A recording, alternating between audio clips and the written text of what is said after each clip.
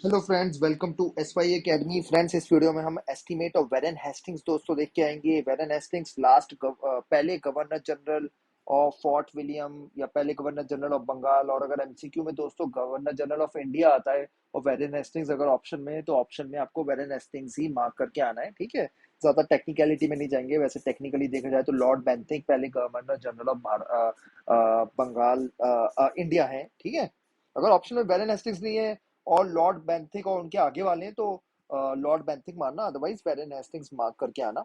इनको वैसे कहा भी जाता है कि गवर्नर जनरल ऑफ भारत है। आपने 1773 रेगुलेटिंग एक्ट दोस्तों देख लिया है, राइट। और इनका टाइम पीरियड आपको क्लियर होना चाहिए। 1772 से लेके 1785 टाइम पीरियड बहुत इंपॉर्टेंट हिस्ट्री में। ब्रैकेट में लिख दिया करो वेरन हेस्टिंग्स टाइम पीरियड ये। और कभी कभी लिखा होता है 74 से लेके 85। दोनों सही है दोस्तों। ये इसलिए सही है क्योंकि भारत में वो 1772 में आए थे। ये इसलिए सही है क्योंकि गवर्नर जनरल वो 74 में बने थे। क्यों 74 में बने थे? बिकॉज रेगुलेटिंग एक्ट 1773 में आया था और एक्ट में ही ये कहा गया था कि वो गवर्नर जनरल कहलाएंगे जो भारत के सब प्रेसिडेंसीज के ऊपर नजर रखेंगे वॉर एंड पीस टाइम में और सब चीजों में, राइट दोस्तों।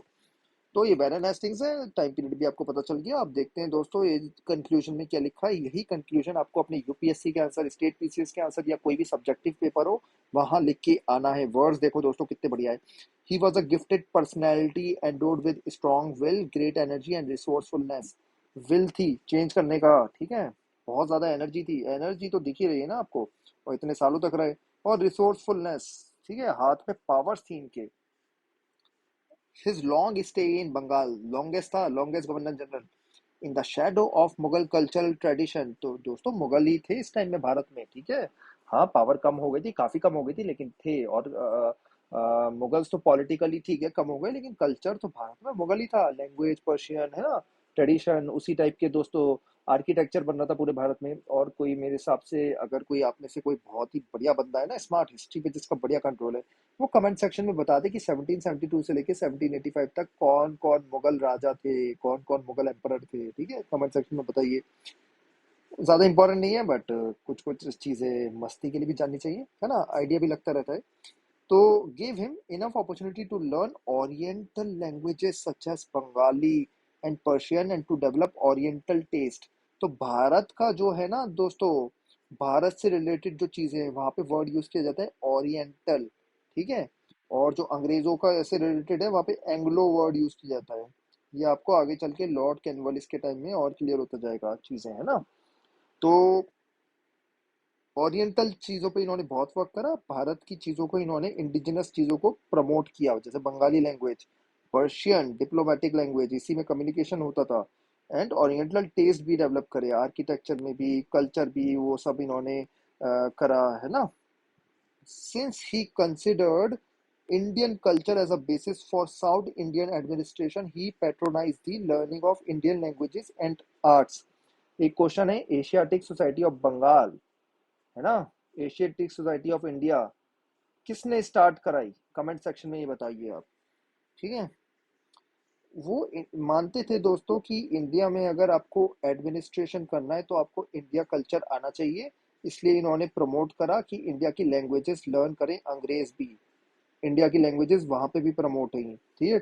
शुरू के ही कुछ ऐसे गवर्नर जनरल थे दोस्तों जिनकी ऐसी सोच थी कि साउंड इंडियन एडमिनिस्ट्रेशन तभी हो सकता है जब आप इंडियन कल्चर को समझे, इनकी लैंग्वेजेस को समझे। तो इसमें वर्क किया गया। आज भी जब आप आईएएस वगैरह कभी बनो तो स्टेट में कभी पोस्ट होगे तो वहाँ की लैंग्वेजेस लर्न करोगे। फॉर एग्जांपल तेलंगाना में पोस्ट हुए तो वहाँ पे लैंग्वेजेस वगैरह आप लर्न करोगे। केरल में मलयालम वगैरह देखोगे, है ना।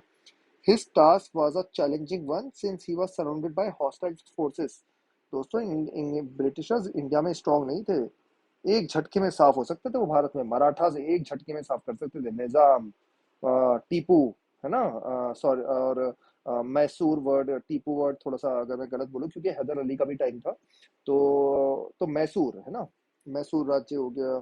और सब मिल जाते तो भी इनको भगा सकते थे। तो पावरफुल स्टेट थी इंडिया में मराठा। पंजाब भी इस टाइम में काफी स्ट्रांग था दोस्तों। निजाम भी अच्छे खासे स्ट्रांग थे, हैदराबाद, है ना। बंगाल ठीक है वीक हो गया था, वो क्लाइव उनकी अच्छे से पिटाई करके चले गए थे। लेकिन अगर ये सब मिल जाते तब वो प्रॉब्लम थी। तो हॉस्टाइल फोर्सेस से बचाया इन्होंने अंग्रेजों को। ही faced his external enemies with unflinching courage and unfailing resource. तो विल थी, स्ट्रॉन्ग विल, और आगे बढ़े, है ना। और आपने देखा एक्सपेंड भी करा, रोहिल्ला वॉर आपने देखी होगी, है ना। उसके बाद आपने Anglo Anglo Maratha war, first Anglo Maratha war, second Anglo Mysore war, वो भी नजर मारी होगी। भले ही ज्यादा सक्सेस नहीं मिली बट डिसेंट आगे बढ़े, एक स्टेप अहेड था। फर्स्ट एंग्लो मराठा वॉर में पीस ले ली थी 20 साल की, है ना। और कुछ कुछ जगह भी सेटलमेंट हो गई, सत्य मिल गया था, अगर आपको याद हो तो। And his internal opponents with extra ordinary patience and firmness. तो भारत में ही इशू नहीं थे इनको, तो his internal opponents with extra ordinary patience and firmness. तो दोस्तों इंटरनली भी जो बाकी गवर्नर जनरल की काउंसिल में अंग्रेज थे, वो भी बड़ा परेशान कर रहे थे इन्हें, है ना। उनसे भी डील करा इन्होंने, राइट। उनसे भी डील करा, आसान नहीं होता एडमिनिस्ट्रेशन चलाना। काफी बार तो इनको 3-1 से वोटिंग में हरा देते थे, बाकी 3 मिल जाते थे और ये अकेले पड़ जाते थे, तो काफी चीजें तो फैसले भी नहीं ले पाते थे। तो काफी इंटरनल प्रॉब्लम्स भी इन्होंने सहन करी, इवन प्राइम मिनिस्टर भी काफी टाइम पे इनके अगेंस्ट हो गए। पिट हमने देखा था, है ना। It was on the foundation which Warren Hastings laid down, the others erected a stately edifice. तो इन्होंने फाउंडेशन लेट करी स्ट्रॉन्ग, और उसी को आगे बढ़ाएंगे बाकी सब। भले ही वो वॉर, डिप्लोमेसी हो, सेटलमेंट हो, रेवेन्यू कलेक्शन हो, जुडिशियल रिफॉर्म्स हो, एडमिनिस्ट्रेशन हो, इन सब बाकी सब जो आगे चल के गवर्नर जनरल आएंगे, वो इनकी चीजों को ही आगे बढ़ाएंगे, हम आगे ये देखेंगे। तो दोस्तों दैट्स ऑल, चैप्टर खत्म हुआ। मैं जल्दी से बता देता हूँ हमने क्या क्या पढ़ा है। आपने आई होप ये सब बिल्कुल क्लियर हो गया होगा आपको। जैसे how east India company establish it's it's rule in India, हमने ये देखा, है ना। और अच्छे से समझा, बैटल ऑफ बक्सर के बाद जो चीजें हुई वो हमने अच्छे से समझी, कि कैसे वो एस्टेब्लिश हुए और बाकी जगह एक्सपेंड भी करते गए। रिफॉर्म्स जो लाए वेरन हेस्टिंग्स, रेवेन्यू में लाए, सेटलमेंट, है ना। जुडिशियल रिफॉर्म्स जो भी लाए वो, राइट। लॉस कोडिफाइड करे काफी कुछ, और काफी पावर्स छीनी भी इन्होंने जमींदार से, है ना। ट्रेड में चीजें लाए, इंटरनल ट्रेड को कंट्रोल करा, लूट पाट थोड़ी कम करी। फिर इन्होंने पर्पस ऑफ रेगुलेटिंग एक्ट इन्हीं के टाइम में आया था, जिनमें इनका काफी बड़ा रोल था, इसके मेरिट्स एंड डिफेक्ट्स। तो रेगुलेटिंग एक्ट भी हमने अच्छे से समझ लिया, रेगुलेटिंग है मतलब 1773 का। फिर एक्सपेंशन पॉलिसी देखी थी वेरन हेस्टिंग्स की, जिसमें दो बहुत इंपॉर्टेंट है, first Anglo Maratha war and second Anglo Mysore war.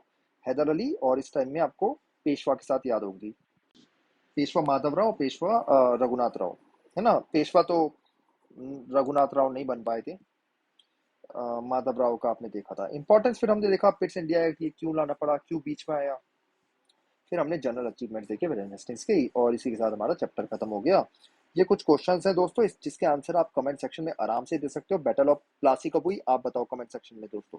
क्या 1764 में हुई?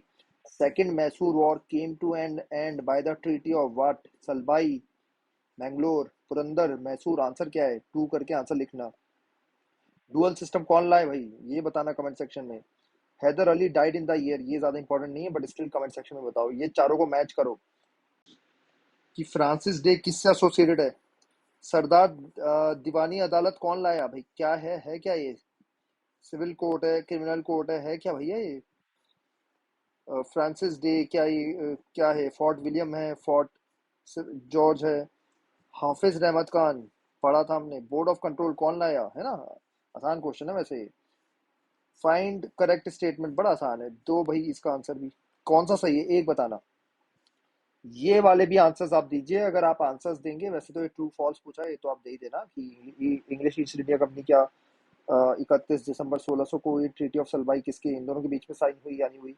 और ये दोस्तों कुछ क्वेश्चंस हैं जिसके आंसर आप कमेंट सेक्शन में दीजिए, मैं आपके आंसर्स रिव्यू करूंगा और आपको मार्क्स भी दूंगा। ठीक है, ऐसे ही आंसर आपको एग्जाम में भी लिखने होंगे, आराम से कर सकते हो। तो friends that's all from my side. Next video में हम नेक्स्ट लेक्चर देखेंगे। आपको मेरा कोई पढ़ाने के स्टाइल चेंज चाहिए तो कमेंट सेक्शन में लिखो, कोई भी अगर नीड है तो कमेंट सेक्शन में आप लिख सकते हो, वो आपके लिए ऊपर है। Thank you and take care.